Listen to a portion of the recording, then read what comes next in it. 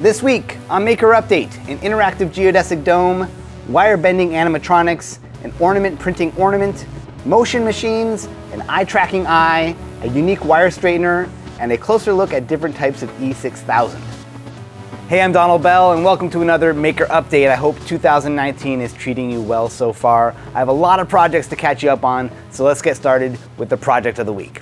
On Instructables, Amy Goodchild has an outstanding guide on how she made this geodesic dome covered with over 4,000 LEDs that react to a Microsoft Kinect. This is Amy's final project for her master's at the Bartlett School of Architecture. She's using a Build with Hubs kit to create a dome from connectors and wooden beams.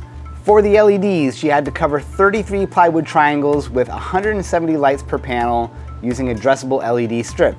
A combination of 11 Fadecandy LED controllers, each with their own power supply, were needed to drive all the lights.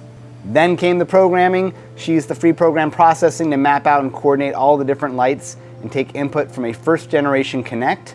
The Kinect is mapping the distance and movement of people in the dome to color hues that are fed into the processing animation sketch. The whole thing is awesome, and Amy generously includes every detail, template, and bit of code. Go check it out.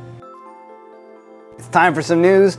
Earlier in December, Disney Research published a video and PDF of how to use CNC wire bending joints to create animatronic or robotic skeletons that bend in predictable ways.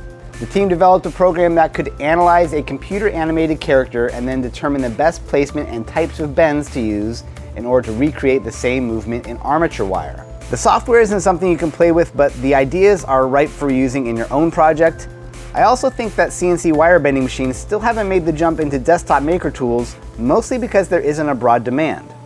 But if you could bundle an application like this for making lightweight robotics, that could be something.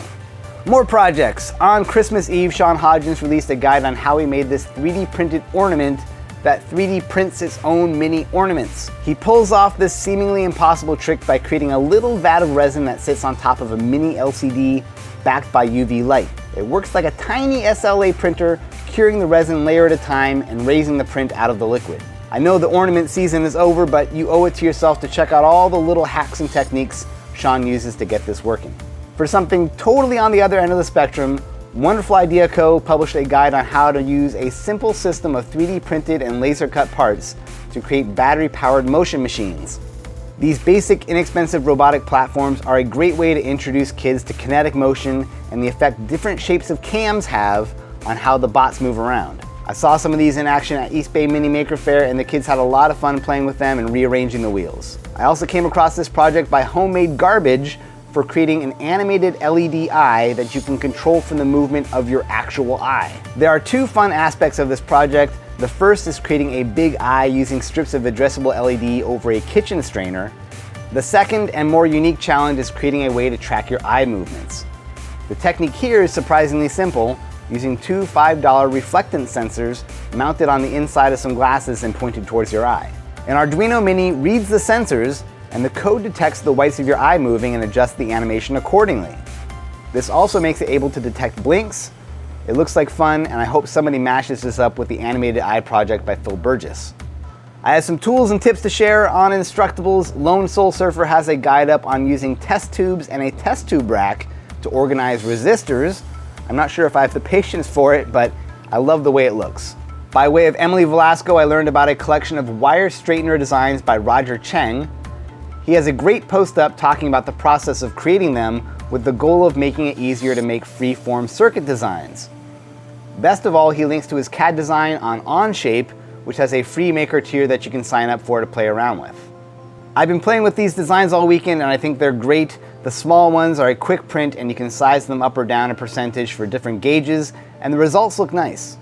Bob Claggett from I Like to Make Stuff is making his own full-size R2-D2 and posting video updates on his channel. If you've ever wondered about diving into the world of astromech fabrication, Bob does a great job explaining the options. Finally, just this week I published a new video on the Cool Tools channel looking at 8 different variations of the beloved maker adhesive E6000. For years I've just been grabbing the standard formula at my local hardware store, but if you love this glue, there are options worth knowing about, so check that out.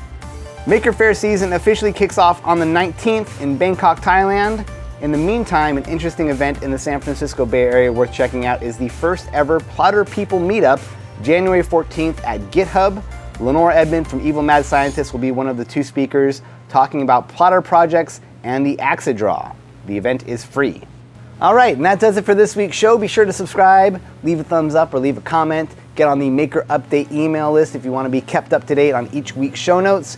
And a big thanks to my patrons on Patreon. They are the only way I make a dime doing this show. If this is something you enjoy, consider joining up. All right? Thanks for watching, and I'll see you next week.